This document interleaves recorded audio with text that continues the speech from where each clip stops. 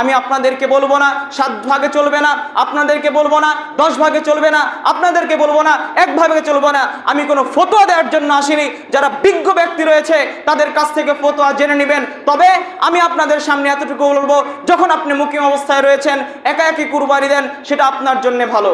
এই জায়গাতে আমি যেই বিষয়টা সবচাইতে বেশি গুরুত্ব দিব তা হলো আপনি কি নিয়াতে কুরবানি দিচ্ছেন।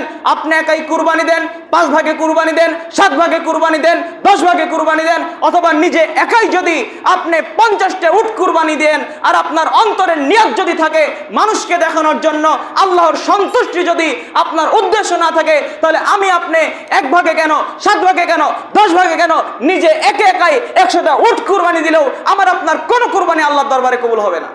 আজকের সমাজে শুধু মানুষদের সামনে এই ভাগাভাগি নিয়ে অনেক বক্তব্য দেওয়া হয়, মানুষদের সামনে অনেক কথাই বলা হয়, কিন্তু ভাগসম্পর্কে বক্তব্য দেন কোনো সমস্যা নেই। কিন্তু সবচাইতে যেটা গুরুত্বপূর্ণ বিষয় তা হলো নিয়াতের বিষয়। কেননা লা ইয়ানালাল্লাহু লুহুমহা ওয়ালা দিমাউহা ওয়ালাকিন ইয়ানালুহু তাকওয়া মিনকুম।